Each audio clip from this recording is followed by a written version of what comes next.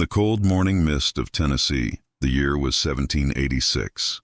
A small log cabin stood by the forest, smoke curling from its chimney.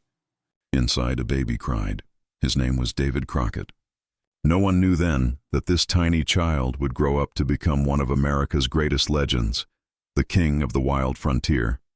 But before fame and glory came hunger, hardship, and heartbreak.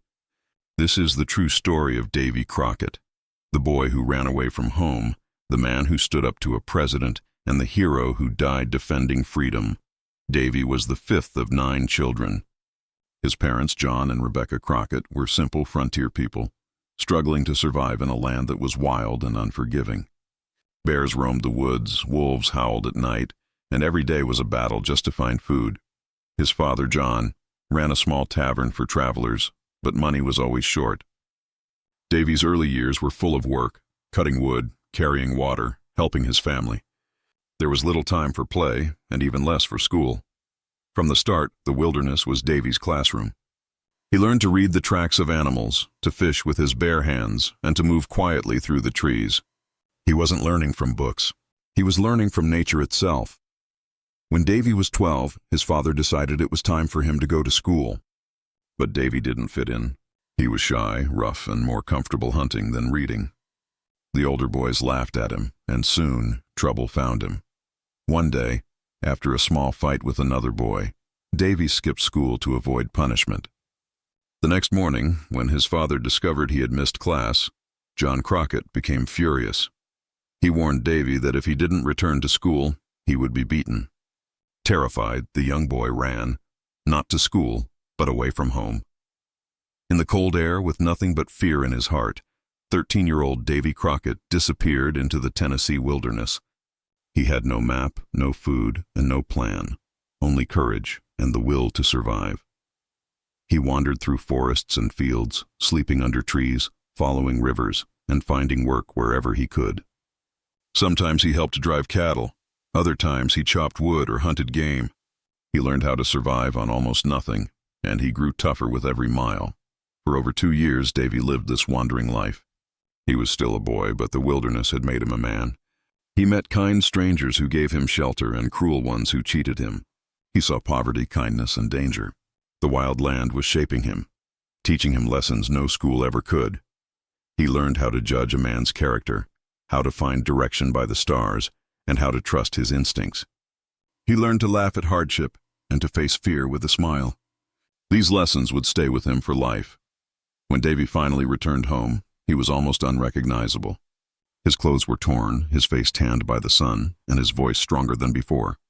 His family, who had long thought him lost, were shocked, but glad to see him alive. His father, John, didn't punish him. He had seen enough of the boy's spirit to know that Davy wasn't just another farmhand. He was different, wild, independent, and restless. But Davy's time at home didn't last long. The frontier was calling him again. As a teenager, Crockett began working for local farmers and drovers, driving cattle across rough country. He earned his first real money, slept under open skies, and found pride in hard work. He was learning that life on the frontier was not about comfort. It was about courage. Every sunrise meant a new challenge, a river to cross, a storm to survive, a wolf to face. But Davy never complained. He had found peace in the wilderness and adventure in every sunrise. By the time he was 20, Davy Crockett had grown into a tall, strong man with sharp eyes and a steady hand. He could shoot a squirrel from 50 yards and tell a story that would make a whole campfire laugh. It was around this time that he met Mary Polly Finley, a quiet, kind-hearted girl from a nearby family. They fell in love quickly, married in 1806, and built a small log cabin together. For the first time, Davy had a home of his own, a wife, a family, and land to work. He hunted to feed his children, farmed to survive, and laughed through the hard times. Narrator, warm tone. He was no longer the boy who ran away. He was a husband, a father, and a man of the frontier. But even as life settled, that wild spirit inside him never truly rested. The world around him was changing. America was growing fast, and whispers of war and adventure began to spread through Tennessee. Soon, Davy would be called again, not by hunger or fear this time, but by duty. He would pick up his rifle and march into battle. The runaway boy was about to become a soldier and a legend. From the boy who fled into the forest to the man who would one day face an army, this was only the beginning of Davy Crockett's wild, untamed story. By the year 1813, Davy Crockett had already built a small but happy life for himself. He was married to Mary Polly Finley, had children, and lived quietly in eastern Tennessee. Their cabin was simple, made of rough logs, but it was filled with laughter and hard work. Every morning, Davy rose before sunrise. He hunted, farmed, and traded goods with his neighbors. He wasn't rich, but he was respected. He was known for his honesty, his sharp aim, and his love for a good story. But peace on the frontier never lasted long. The world beyond his small cabin was changing fast. Across the young United States, tension was rising, and soon, that tension would reach even the quiet hills of Tennessee. In 1812, war broke out between the United States and Great Britain, a conflict that would later be called the War of 1812. But for men like Davy Crockett, the danger was much closer to home. Native tribes in the South, angered by the loss of their lands and driven by desperate circumstances, rose up in resistance. Some joined forces with the British. In 1813, this violence reached the Creek Nation, a powerful group living in present-day Alabama and Georgia.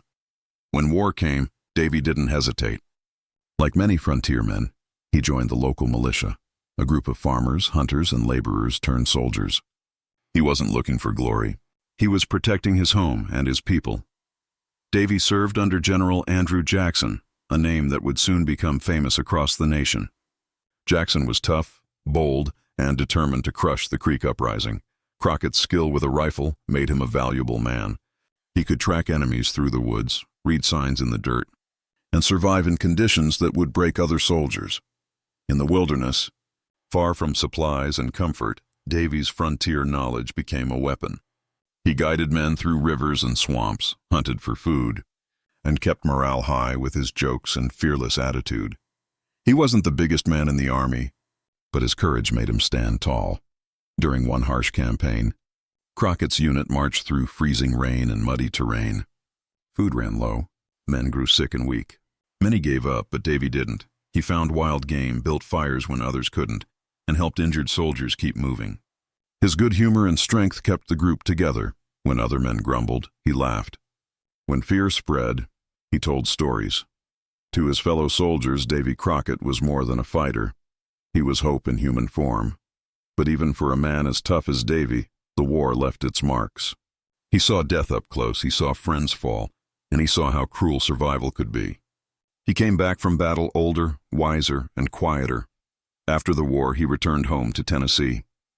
He put down his rifle and tried to pick up his old life, the life of a hunter, farmer, and family man. Yet, while he was away, life had changed again. His beloved wife Polly had fallen ill and died, leaving him alone with their children. Her death broke him deeply. For weeks, he could barely speak.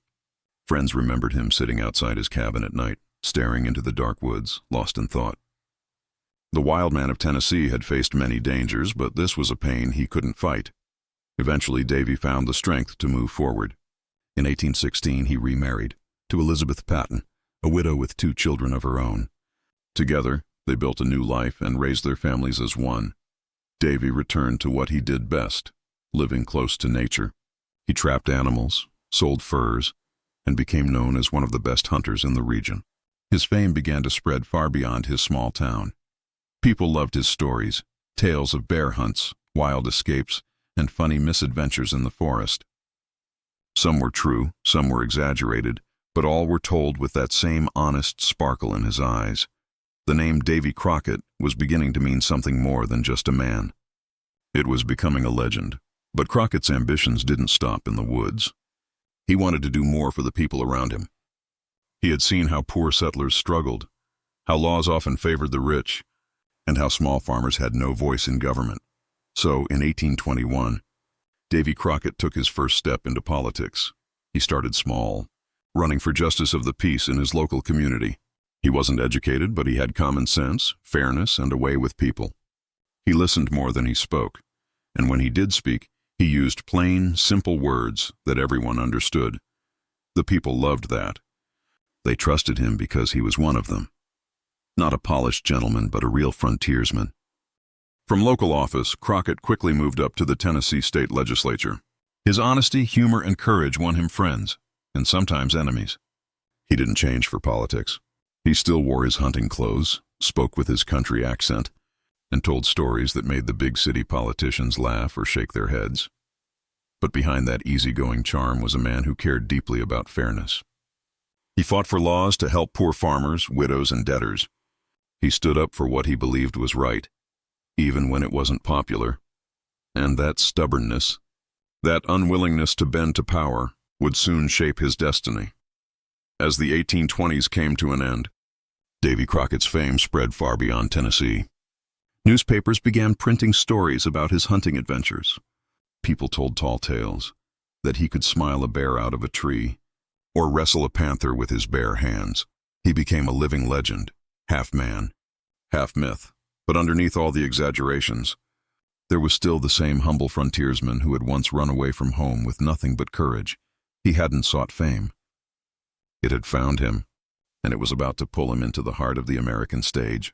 Washington, D.C., the wild frontier man was about to enter the halls of Congress. The boy who had once fled into the wilderness was now walking into the world of politics and power. But the wilderness had taught him one thing above all: never bow to anyone who doesn't deserve it. And soon, that lesson would make Davy Crockett stand face to face against one of the most powerful men in America. By the late 1820s, Davy Crockett was no longer just a hunter or soldier. He was a man people talked about, from log cabins to taverns, from farmhouses to town halls. He had become a voice for the common man. After serving in the Tennessee legislature, his boldness and honesty caught attention. People said he had the heart of a lion and the humor of a storyteller. He wasn't fancy, he wasn't educated, but he spoke straight from the gut, and that's what made him different.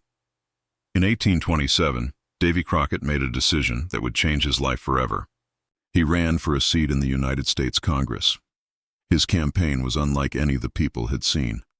While other politicians gave long speeches filled with big words, Davy spoke plain and simple. He told jokes, shared hunting tales, and reminded people that he was one of them. He said, "I know what it's like to work the land, to sweat for your food, and to fight for a fair chance." He didn't wear expensive suits or ride in carriages. He rode on horseback, dressed in his buckskin clothes, with a rifle across his shoulder. People loved that image, the honest frontiersman taking on the big city politicians. When the votes were counted, Davy Crockett had done the impossible. The poor, uneducated boy from the woods had become a U.S. Congressman. In 1827, he traveled to Washington, D.C. for the first time. It was a strange new world. Marble buildings, fancy speeches, and polished men in elegant clothes. Davy didn't fit in, and he knew it. He spoke with a thick frontier accent, used humor instead of formal language, and called things as he saw them. Many city politicians laughed at him behind his back, calling him a backwoods fool. But that didn't bother Davy. He knew who he was. He wasn't there to please the powerful. He was there to stand for the people who sent him. He said proudly, "I am that same Davy Crockett from the backwoods, and I'll be faithful to the people come what may." Crockett's time in Congress was full of both laughter and tension. He was known for his entertaining stories, his charm, and his courage to speak the truth, even when it made others uncomfortable. He fought for the rights of poor settlers, veterans, and small farmers. He believed that government should help ordinary people, not just the rich and well-connected. But soon, Davy's independent voice would lead him into conflict with one of the most powerful figures in American history, President Andrew Jackson. At first, Crockett admired Jackson. They were both from Tennessee, both frontiersmen, both self-made men. Jackson had been a war hero, just like Davy. But power changes people. When Jackson became president, he pushed a new policy, the Indian Removal Act. This law would force Native American tribes to leave their homes in the Southeast and move west, clearing the land for white settlers. Most politicians supported it. Many stood in silence, but not Davy Crockett. When he heard about the plan, he stood up in Congress and said no. He called it unfair, cruel, and un-American. He said, "We must remember, the strong should not mistreat the weak." That speech made the halls of Congress go silent. No one else dared to speak against Jackson. The man was practically a king in his time. But Crockett didn't care. He had lived among frontier families, he had seen hardship, and he believed everyone deserved a fair chance, no matter who they were. Standing against Jackson cost him dearly. The president's allies turned against him. Newspapers mocked him. Political enemies whispered lies to destroy his reputation. In his home state of Tennessee, where Jackson was adored, Crockett began to lose support. But he refused to bend. He told the people, "I would rather be right than be president." That line became one of the most famous quotes in American history, a line that showed exactly who Davy Crockett was.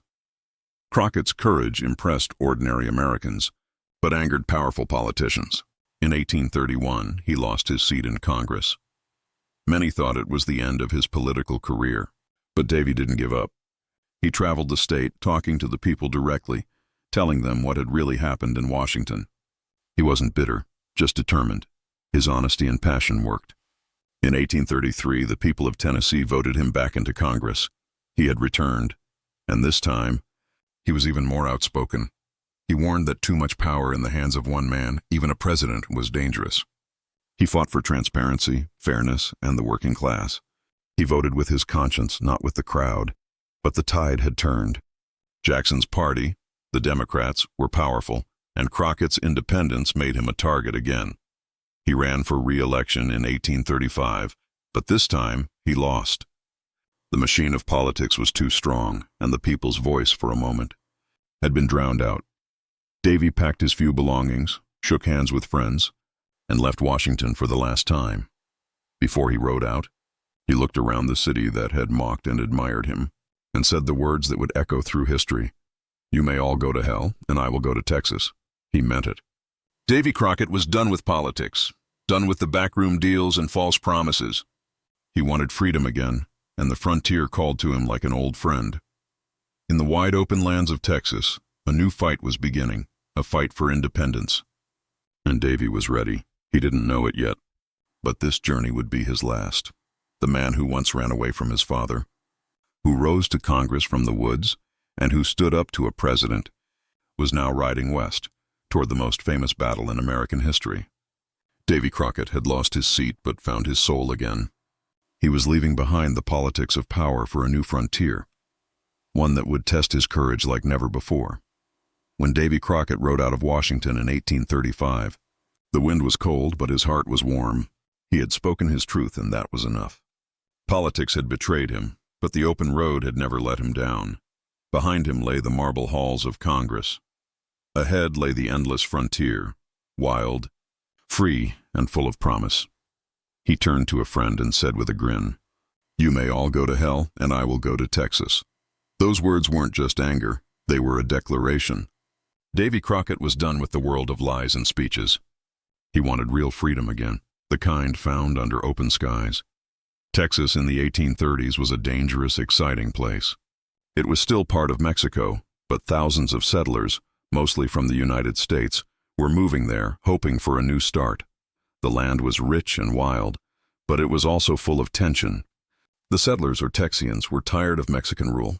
They wanted independence, liberty, and the right to govern themselves. Rebellion was brewing, and when Davy Crockett heard about it, something in him stirred. He had spent his life fighting for freedom and fairness. This was his kind of fight.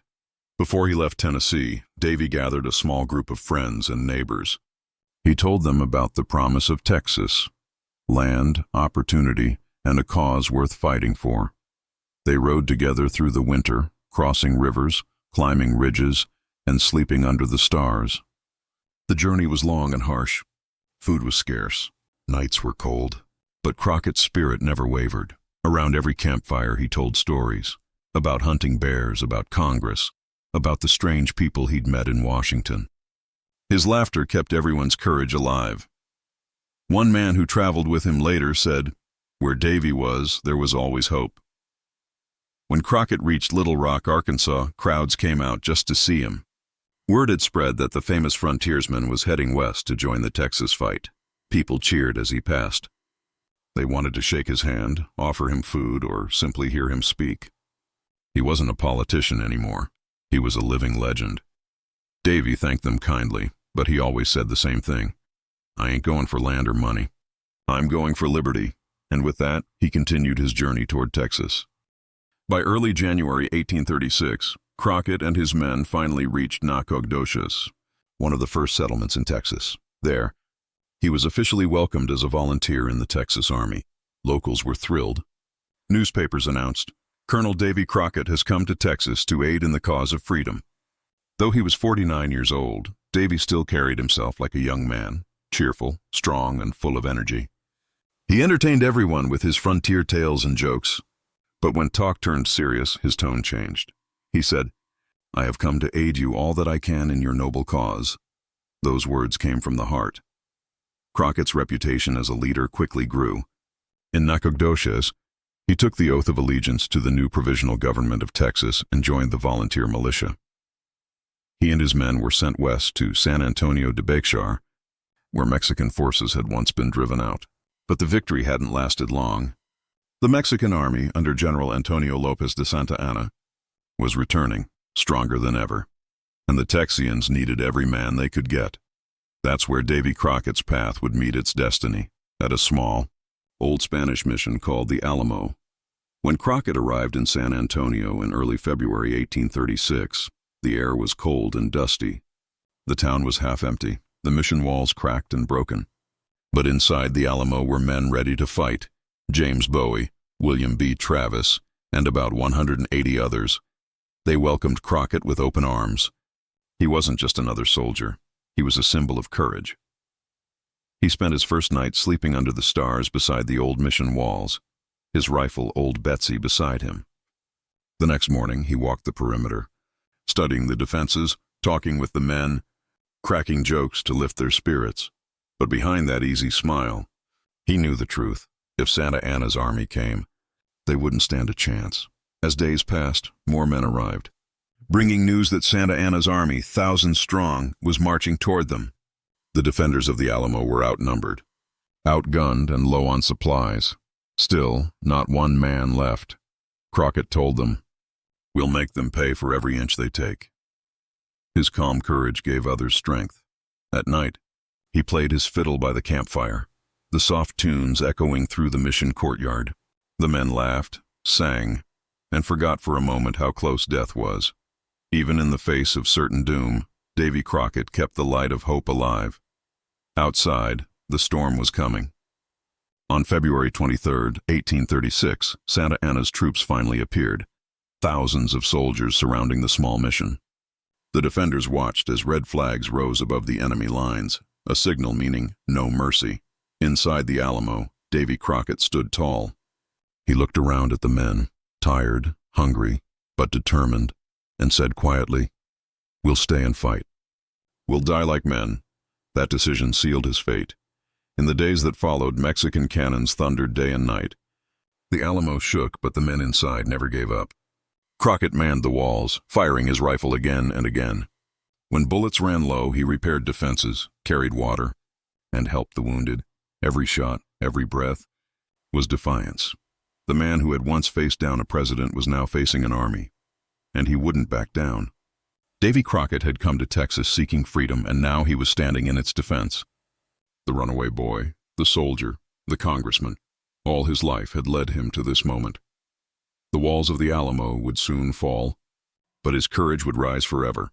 The sun rose over San Antonio on February 23, 1836, and the sky was filled with dust.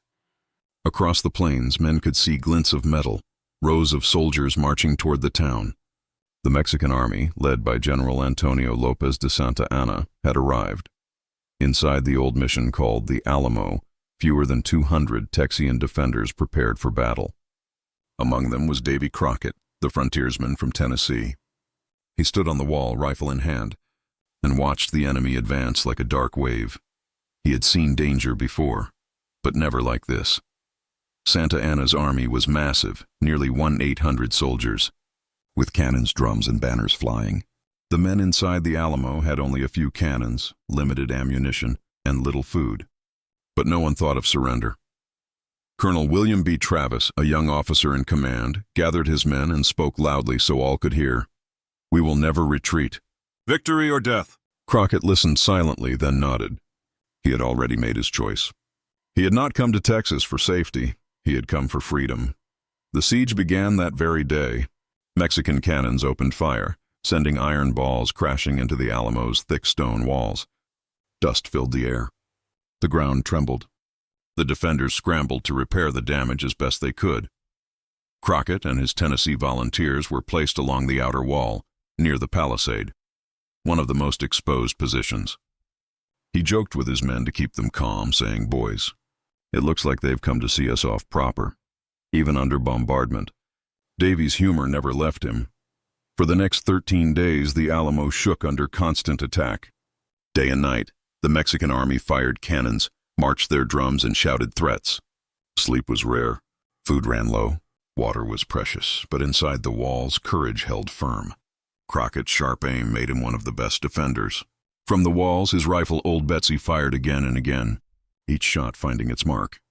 One soldier later said, "Where Crockett stood, no enemy dared show his head." In the evenings, when the guns fell silent, the men gathered near the campfire. They knew their chances were slim, but they laughed and sang anyway. Crockett played his fiddle, the soft notes echoing through the cold night. Some men wept quietly, thinking of families far away. Others whispered prayers. Travis wrote letters to the outside world, pleading for reinforcements. "I shall never surrender or retreat." Victory or death, but no help came. The Alamo was alone. By March 5th, the defenders were exhausted. Ammunition was nearly gone, and morale was wearing thin. Still, no one spoke of giving up. That evening, Travis gathered the men one last time. He drew his sword in the dirt, marking a line on the ground. "Those who will stay and fight, step across this line," he said. Every man crossed it.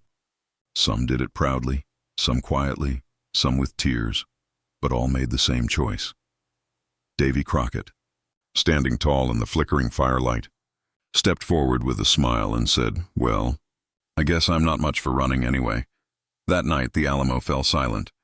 The men cleaned their rifles, sharpened knives, and said their prayers. Davy stayed awake long into the night, staring into the darkness beyond the walls. He knew what was coming. The wind was cold, carrying the faint beat of enemy drums. Somewhere in the distance, the Mexican army prepared to strike. At dawn, Crockett whispered a quiet prayer. He wasn't afraid. He had lived free, and he would die free. Before sunrise on March 6, 1836, Santa Anna gave the order to attack. Thousands of soldiers surged toward the mission, their shouts filling the air. The defenders fired from the walls, the first shots of a desperate battle. Smoke covered everything. The roar of cannon and musket fire was deafening. Men fought, fell, and rose again. Crockett and his riflemen fired until their barrels burned hot. When the enemy scaled the walls, they fought hand to hand, knives, clubs, anything they could grab. They fought like men who knew there was no tomorrow. The fighting raged for hours. The defenders were brave, but hopelessly outnumbered. Mexican soldiers broke through the walls, flooding the courtyard. Inside, chaos erupted. Travis was among the first to fall. James Bowie, sick in bed, fought with pistols until he was struck down. And Davy Crockett, the frontiersman, the storyteller, the man of the people, was still fighting. Witnesses said they saw him swinging his rifle like a club, standing shoulder to shoulder with his men, refusing to surrender. No one can say exactly how he died. Some claimed he was captured and executed after the battle. Others said he fell fighting to the end. But every account agreed on one thing. He met death with courage.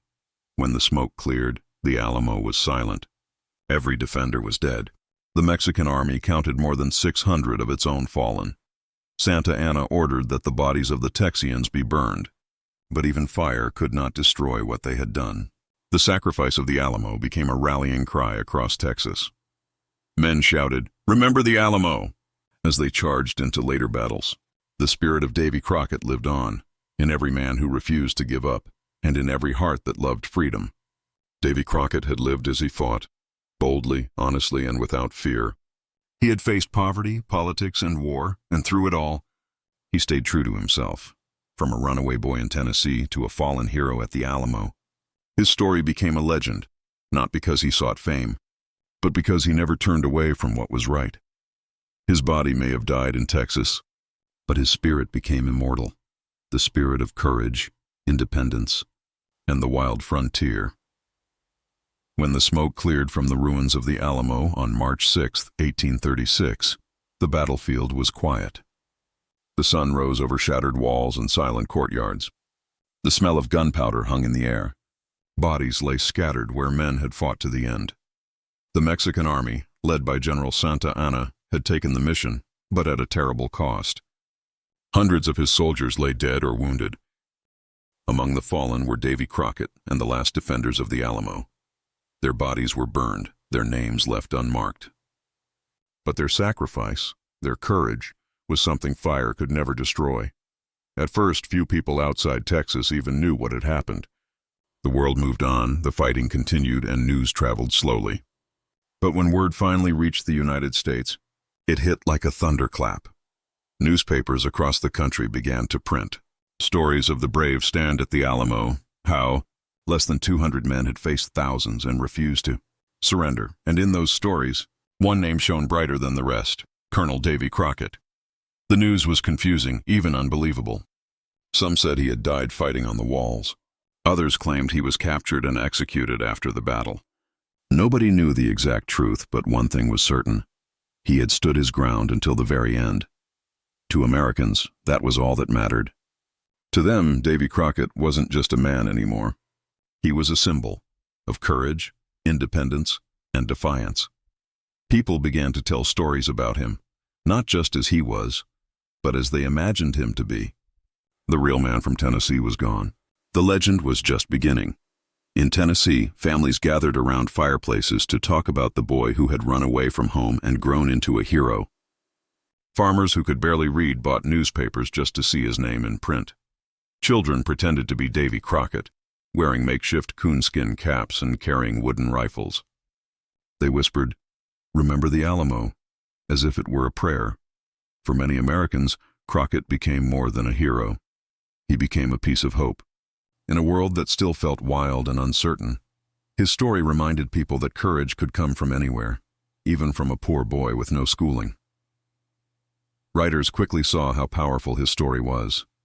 Pamphlets, books, and plays about Davy Crockett began appearing everywhere. Some were true, but most were wild exaggerations. They said he could grin down a bear, leap over rivers, or shoot a bullet through a tree trunk. The tales grew taller, funnier, and more fantastic with every retelling. And yet, even in these larger-than-life stories, one thing stayed the same: Davy Crockett's heart. He was always brave, always kind, always honest.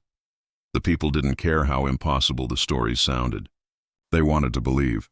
They needed heroes like him.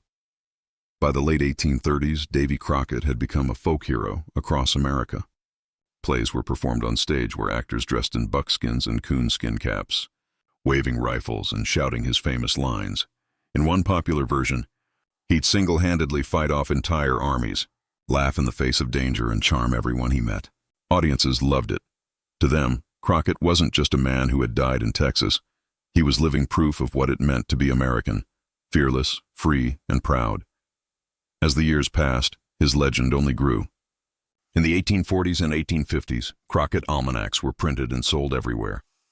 These small booklets mixed jokes, stories, and tall tales about Davy's adventures. They claimed he could wrestle alligators, outsmart devils, and shoot a raccoon out of a tree just by pointing. It was nonsense, but it made people laugh. For poor farmers, for new immigrants, for everyone struggling in a young, uncertain nation. Davy Crockett was the hero who made them believe that ordinary people could do extraordinary things. But behind the legend, there was still a man, the real Davy Crockett. He wasn't made of myth. He was flesh and blood. He had known hunger, loss, and failure. He had faced powerful enemies and still stood his ground. Even in the wildest tales, there was always a spark of truth. He had been brave. He had been honest. And above all, he had lived by his own rules. He once said, "Be sure you are right, then go ahead." Those words became the heart of his story and the moral of his legend. As America grew, the story of Davy Crockett grew with it. When pioneers headed west, they carried his name with them. When children studied the map of Texas, they learned about the Alamo. When soldiers marched into battle, they shouted, "Remember the Alamo!" His name was whispered on the wind of the frontier, a symbol of courage that refused to die. Nearly a century later, in the 1950s, a new generation rediscovered him. Television brought the legend to life again in the Disney series Davy Crockett, King of the Wild Frontier. Millions watched as actor Fess Parker wore the famous coonskin cap and sang, "Born on a Mountaintop in Tennessee." Once again, children everywhere wanted to be Davy Crockett. Once again, the man became more than history. He became magic. But through all the songs, books, and movies, one truth remained the same. Davy Crockett wasn't a hero because of what people imagined. He was a hero because of what he really was, a man who refused to bend, even when the whole world told him to. He was honest when it was easier to lie. He was brave when it was easier to run. He stood for freedom, even when it cost him everything. Davy Crockett's story didn't end at the Alamo. It began there. Because legends never die. They just become part of the land they loved. And in the heart of every person who still believes in courage and truth, the spirit of Davy Crockett lives on. Long after the smoke of the Alamo faded, Davy Crockett's name still echoed across America. His story had been told in 1,000 ways, in songs, on stage, in books, and around campfires. To some, he was a fearless bear hunter who could laugh at danger. To others, he was a brave soldier who died for freedom. But between those stories stood a question few ever asked. Who was the real Davy Crockett, the man behind the myth? The truth was more human than the legend.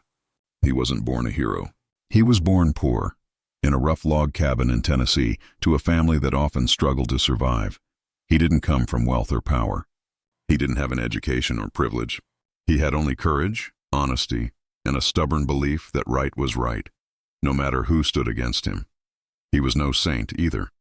He could be stubborn, hot-tempered, and sometimes reckless. He made mistakes, just like anyone else, but he never pretended to be perfect. He was real, and that's what made people love him. In life, Davy Crockett had fought for the simple man. He stood in Congress not for glory, but for fairness. He didn't care about fancy words or big promises. He cared about truth. When President Andrew Jackson pushed the Indian Removal Act, Crockett said no, even when it cost him everything. He knew it was wrong, and he refused to betray his conscience. That act of courage, that refusal to bow, was what made the legend so powerful. Because deep down, every person dreams of standing up for what's right, even when they stand alone. But after his death, the world didn't want the complicated truth. They wanted something simpler, something bigger, a hero who could make them proud. So, storytellers took the real man and turned him into something larger than life. They gave him superhuman strength, endless courage, and impossible adventures. They said he could fight off an entire army single-handedly, ride tornadoes, and wrestle grizzly bears for fun. In one tall tale, he shot the sun because it was shining too bright. These stories weren't meant to deceive, they were meant to inspire. In the young, growing nation of America, Davy Crockett became a symbol of what people wanted to believe in: freedom, bravery, and the spirit of the frontier. As the years passed, generations grew up thinking of Davy Crockett as a mix of man and myth. He was history and fairy tale all at once. A real person turned into a legend that fit the soul of a young country. But behind every tall tale was a heartbeat. The heartbeat of the real Davy, the man who once ran away from home to escape a beating. The man who worked as a farmer, a hunter, a soldier, and a lawmaker. The man who laughed easily, spoke honestly, and died bravely. The myth made him larger, but the man made him timeless. Historians have spent decades trying to peel back the layers of the legend, searching for the truth in letters, records, and first-hand accounts. They discovered that much of what he achieved was remarkable enough without exaggeration. He truly did rise from poverty to Congress, something almost impossible in his time. He truly did stand against a president's unjust law. He truly did leave everything behind to fight for freedom in Texas. Those are not the stories of a myth. Those are the stories of a man with a conscience stronger than fear. What made Crockett's legend survive wasn't his perfect accuracy, but his spirit. Every nation has its heroes, men and women who show the values they wish to live by. For America, Davy Crockett became that hero, honest, brave, humble, and unbreakable. His name came to represent the courage of the common man, the idea that you didn't need wealth or power to make a difference. You just needed heart. That's why his story still lives, long after his time. Because even if the facts fade, the spirit remains. The spirit of someone who refused to give up or give in. In small towns and big cities, you can still find statues of him. Davy Crockett standing tall with his rifle and coonskin cap. Children still learn about him in school, though few realize how many of the stories are half legend, half truth. Yet somehow, it doesn't matter, because what Davy Crockett represents, courage, honesty, independence, is more important than the details of his life. His myth became a mirror of America itself, rough around the edges, brave and always reaching for something better. Even Davy himself seemed to sense that his story would outlive him. Before leaving for Texas, he told friends, "I've stood up for my country, and I've done my best. When I'm gone, I hope they'll remember me kindly." They did, and more. They turned him into a legend that crossed generations, continents and centuries, and even today, when people hear his name, they don't just think of a man, they think of an idea. That one person, standing tall, can change everything. Davy Crockett may have lived in the past, but his story belongs to every time. The man was human, the myth was eternal. Together, they created a symbol that still speaks to the heart of anyone who believes in courage, truth, and the power of standing alone. Because in the end, heroes are not made by legends. Legends are made by heroes. In the years after Davy Crockett's death, America began to change. Cities grew, factories rose, and the endless forests of the frontier slowly disappeared. But even as the wilderness shrank, the spirit of the frontier lived on, and no one symbolized it better than Davy Crockett. He had become more than a name in history books. He was the very image of what America believed itself to be, bold, free, and unafraid to stand alone. The frontier was more than a place. It was a way of life. It meant waking up before sunrise, facing danger without fear, and carving a future out of wild, untamed land.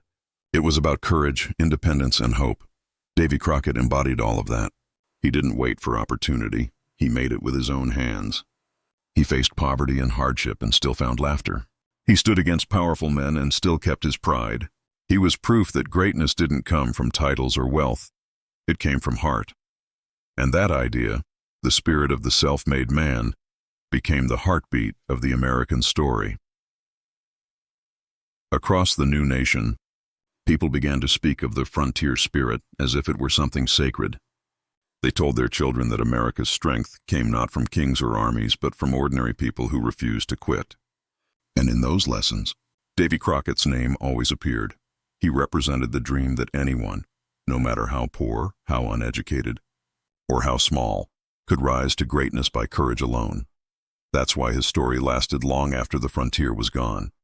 He wasn't just a hero of the past, he was a reminder of what the country could be. By the mid-1800s, as settlers pushed west, they carried Davy Crockett's story with them. They crossed rivers and mountains, chasing freedom and land, whispering, "Remember the Alamo." They built new towns and named them Crockett, Davy, or Alamo, in his honor. In their log cabins and wagons, families told his story by firelight. To them, he wasn't a myth. He was a friend, a guiding spirit who gave them courage on lonely nights and dangerous trails. He became a symbol of faith, faith in themselves, in freedom, and in the promise of new beginnings. As the generations passed, that spirit shaped everything, from politics to culture, from adventure to art.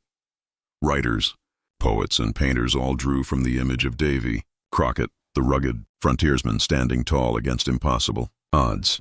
He was the first great American folk hero, the one who showed that you didn't have to be royal or rich to be remembered. He was a man of the people, and the people made him eternal. Even as the frontier disappeared, America kept finding new frontiers to conquer: railroads, inventions, industry, and eventually the stars themselves. And every time the nation faced a challenge, people remembered the spirit of Davy Crockett, the courage to take the first step, even when the road was unknown. That same spirit pushed explorers to climb mountains, scientists to reach for the moon, and dreamers to create what didn't yet exist. Because if Davy Crockett could rise from a poor cabin boy to a national legend, what couldn't they do? But the spirit of the frontier wasn't just about bravery, it was also about character. Crockett's life reminded people that freedom means responsibility. He lived by his conscience, not by the crowd. When everyone else stayed silent, he spoke up. When the powerful tried to push him aside, he stood his ground. And when faced with certain death, he chose honor over safety. That's what made him more than a hero. That made him a symbol of integrity. He once said, "If one man stands for what's right, he can outmatch 100 who stand for what's wrong." That simple belief became part of the American identity. Teachers began using his story to teach courage and honesty.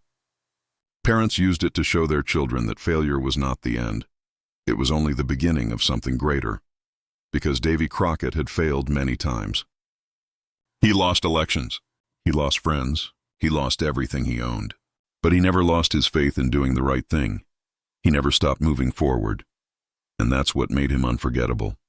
Even today, the frontier is long gone, but its spirit still burns. In every person who dares to dream, to build, to start from nothing and make something great.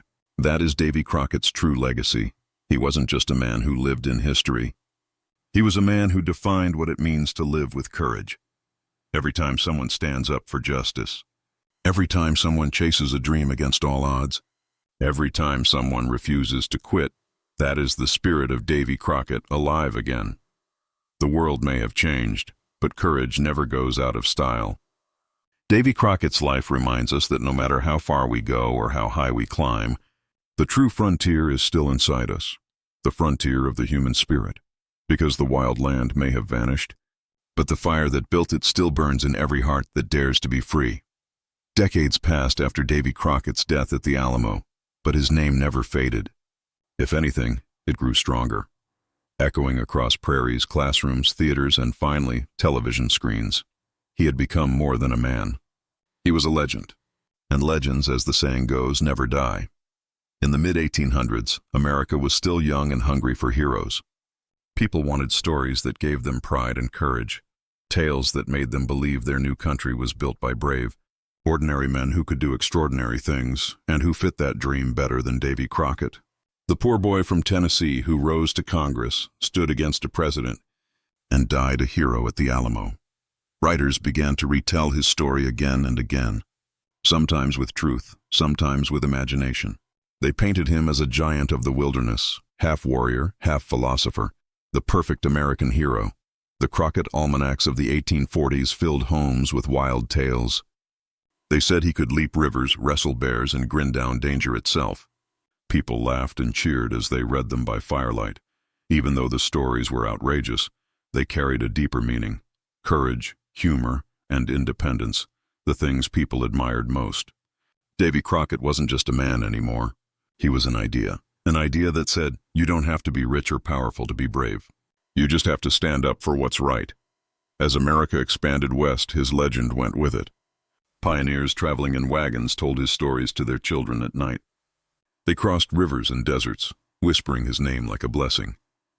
They believed that if they had even a fraction of Davy Crockett's courage, they could survive anything. Town after town was named in his honor: Crockett, Texas; Crockett County, Tennessee, and dozens more. Statues rose in public squares. School children learned his story as part of history itself. The man had become the symbol of the frontier spirit, eternal and unbreakable. But it wasn't until the 20th century that the legend truly exploded into something new, something global. In the 1950s, a man named Walt Disney brought Davy Crockett back to life. The television series, Davy Crockett, King of the Wild Frontier, premiered in 1954, starring Fess Parker as the brave frontiersman. The show became an overnight sensation. Children across America wore coonskin caps, carried toy rifles, and sang the now famous song, "Born on a Mountaintop in Tennessee." Killed him a bear when he was only 3. It didn't matter if the details were true. It felt true. The show captured the same courage, charm, and humor that had always defined Davy Crockett. Once again, a whole generation believed in him. The world had changed. Skyscrapers had replaced log cabins. Highways had replaced trails. But something about Davy still connected with people. Maybe it was his honesty. Maybe it was his courage. Maybe it was that he stood for freedom in a time when people were searching for it again. In the 1950s, America was facing uncertainty, the Cold War, social change, fear of the unknown. But in Davy Crockett, They saw something pure, the spirit of someone who stood tall and smiled in the face of fear. He became a reminder that bravery was timeless. Merchandise filled stores, books, records, lunchboxes, toys. Millions of coonskin caps were sold. For a while, the country was swept up in what people called Crockett mania. Even those who had never heard of the real man before now felt like they knew him, as if he was a neighbor, a friend, or a part of their family's story. It was proof that legends could cross centuries, that the heart of one man could still beat in the hearts of millions. But the power of the legend wasn't just in fame or entertainment. It was in what it stood for. Through every retelling, from newspapers to TV shows, one message stayed the same. That courage, honesty, and doing what's right mattered more than power or wealth. That's why Davy Crockett's name still inspires soldiers, teachers, and dreamers alike. His face may be carved in statues or drawn in books, but his true image lives in the spirit of those who dare to stand tall, even when they stand alone. Over the years, historians have reminded people of the real Davy Crockett, the man who laughed, worked hard, and cared deeply for others. They've found his letters, his speeches, his words written in his own rough handwriting. They reveal someone simple and sincere, not a perfect hero, but a good man trying to do the right thing in a hard world. That truth only makes his story stronger. Because a real hero doesn't need to be flawless, only fearless. Even today, nearly 2 centuries later, Davy Crockett's legend still lives on. His name is sung in songs printed in history books, and remembered every time someone says, "Be sure you are right." Then go ahead. That one line sums up his entire life. Steady, brave, and true. He may have been born in the wild frontier, but his legacy belongs to every generation that believes courage never goes out of style. The Alamo may have fallen, but the spirit of Davy Crockett never did. He left behind no riches, no crown, no empire, only a story. A story that still burns like a campfire in the dark, reminding us that the greatest legends are those who dared to live with heart. Davy Crockett didn't just make history, he became history. And through every retelling, his legend lives on. The story of Davy Crockett began in a small log cabin in Tennessee and ended in the blazing ruins of the Alamo. But the real story didn't stop there. Because some men leave behind footprints in the dirt, and others leave behind a trail of fire that lights the way for generations. Davy Crockett was one of those men. Nearly 2 centuries after his death, his name is still spoken with pride, not because he was perfect, but because he was real. He was a man who made mistakes, lost battles, and faced heartbreak. But he never stopped standing for what was right. He never pretended to be more than what he was: a hunter, a storyteller, and a believer in freedom. That honesty made him timeless. In a world that often celebrates power and wealth, Davy Crockett's legacy is something far greater: character. He proved that one person, no matter how humble their beginnings, can shape history through courage and conviction. He didn't have an army. He didn't have money. He didn't even have luck on his side. What he had was faith, in himself, in truth, and in the idea that every man has a right to live free. That's why, even today, people see him as more than a figure from the past. They see him as a mirror of what humanity can be at its best. From the smoky halls of Congress to the silent walls of the Alamo, Crockett's choices echoed with the same message: do what's right, even when it's hard. He lived by his own famous words: be sure you are right, then go ahead. Simple, honest, and unshakable, that one line became his compass. And over time, it became America's compass too. You can find his spirit everywhere: in the stubborn dreamer who refuses to quit, in the worker who stands up to unfairness, in the soldier who fights for others before himself, and in every ordinary person who believes they can make a difference. That's Davy Crockett's real legacy. Not the rifle, not the coonskin cap, not the tall tales, but the belief that ordinary people can live extraordinary lives through courage and heart. The wild frontier he once walked is long gone now. The forests he hunted have turned into highways and towns. But the frontier he represented, the frontier of the human spirit, is still here. It's in every person who takes a risk, who dares to stand alone, who keeps moving forward when the road gets rough. Because the frontier was never just about land, it was about attitude. And that attitude still builds nations, still inspires art, still fuels dreams. Davy Crockett may have lived in the 1800s, but his values belong to all time. Historians remember him as a brave soldier and a bold politician. Writers call him a folk hero, but for millions, he remains something deeper, a symbol of truth in a world full of noise. He stood against corruption when it would have been easier to stay silent. He defended the weak when it would have been safer to obey. He gave his life for freedom when it would have been easier to run. And even though he fell at the Alamo, his death wasn't defeat. It was transformation. In that moment, the man became a legend, a story that would outlive empires. Every few decades, a new generation rediscovers him. Children learn his name in school. Filmmakers retell his adventures. Writers quote his words, and every time his story is told, someone, somewhere, feels a spark in their heart. A spark that says, if Davy Crockett could do it, so can I. That is immortality. Not carved in stone, but written in the hearts of those he inspired. From his time in Congress to his final stand at the Alamo, one truth connected every part of his life. He never stopped believing that one person's courage could change everything. That belief became part of America's foundation. It became part of the world's understanding of what it means to be free. And long after the rifles went silent and the campfires burned out, that belief still lives. In every voice that speaks up for justice, in every hand that helps a stranger, in every dreamer who dares to chase the impossible. Davy Crockett's story began as a simple life on the frontier, but it became a story about all of us. A story about courage when fear surrounds us, about honesty when lies are louder, and about never giving up, even when the odds are impossible. The frontier he conquered wasn't just land. It was the frontier of the human spirit, and that, perhaps, is the greatest legacy of all. Because as long as there are people who believe in doing right, as long as there are dreamers who refuse to quit, as long as there are hearts that choose courage over comfort, the legend of Davy Crockett will never die.